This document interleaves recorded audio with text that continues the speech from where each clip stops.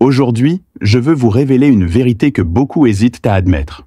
Je vais vous expliquer en détail et de manière rationnelle où se situe l'écart entre les constructeurs automobiles nationaux et les géants mondiaux.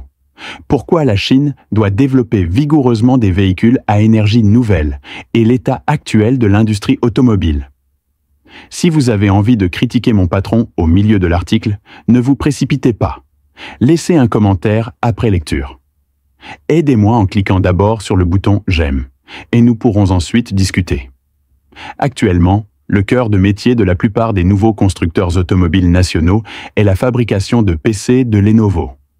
Il est plus juste de dire qu'il s'agit d'usines d'assemblage, et non de constructeurs automobiles. Ils achètent des batteries à l'est, des moteurs à l'ouest, des châssis au sud et des puces au nord. Une fois assemblées, elles deviennent des voitures ultra-modernes. Les géants mondiaux de l'automobile tels que Toyota, Volkswagen, Hyundai et d'autres constructeurs automobiles partagent un avantage fondamental.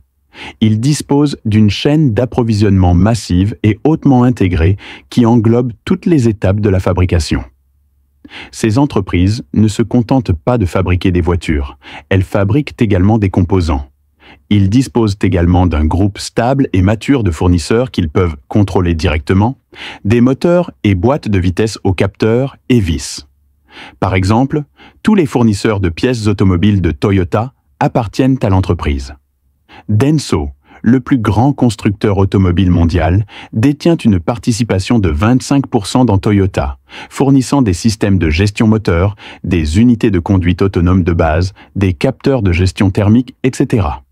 Aisin Jinji, qui a été touché par les boîtes de vitesse Daisen, a exprimé son intérêt pour l'acquisition de la participation de 39% de Toyota.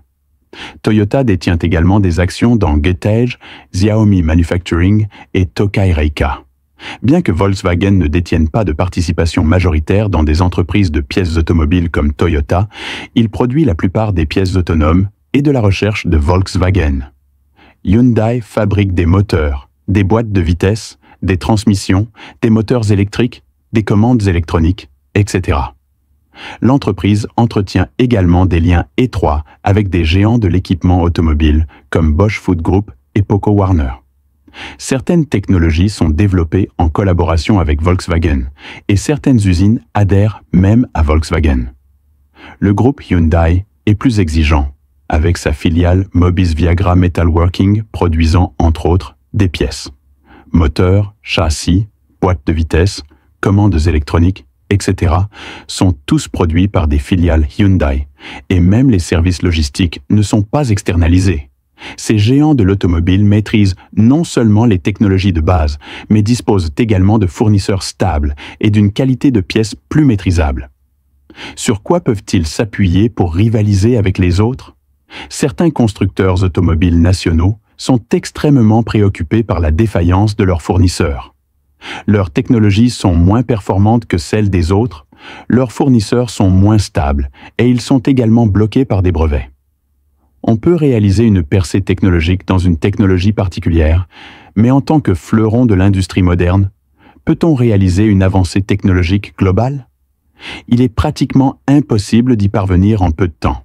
C'est pourquoi notre politique se concentre sur le développement intensif de véhicules électriques à énergie nouvelle, car notre chaîne industrielle est plus complète et facile à contourner.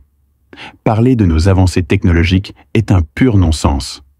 Par exemple, dans le domaine des batteries, bien que la batterie ternaire de Ning The Times et la batterie à lame de BYD affichent d'excellentes performances, les batteries japonaises Panasonic et sud-coréennes LG ne sont pas inférieures technologiquement, mais leurs industries ne sont pas aussi complètes que les nôtres, et les coûts des batteries nationales sont moins maîtrisables.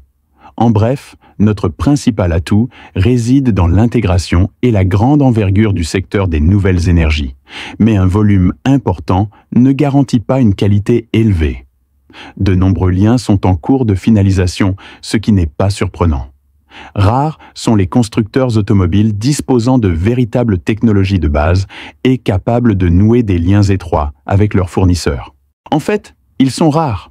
Actuellement, seules les batteries FUDI de BYD, la structure de puissance FUDI de BYD, Les semi-conducteurs BYD et l'électronique BYD, entre autres, ont atteint une intégration verticale relativement complète. Les produits de ces filiales sont non seulement utilisés par BYD, mais également fournis à l'étranger. Le secret de la victoire de BYD dans la guerre des prix réside dans sa capacité à mieux maîtriser et à comprimer les coûts. Geely, Great Wall, Chery et d'autres constructeurs automobiles ont suivi de près cette tendance, mais il existe un certain écart entre eux et BYD. Je n'entrerai pas dans les détails ici. Un gestionnaire peut vérifier la valeur marchande de chaque constructeur et elle sera évidente au premier coup d'œil. Globalement, bien que la chaîne d'approvisionnement des constructeurs automobiles nationaux se soit progressivement améliorée ces dernières années, son envergure s'est accrue et une chaîne d'approvisionnement en boucle fermée s'est formée. Cependant, par rapport aux géants mondiaux de l'automobile, il existe encore un écart important en termes de précision et de profondeur dans certains domaines traditionnels et technologies clés. C'est tout pour aujourd'hui. Rendez-vous pour une nouvelle vidéo sur la chaîne automobile.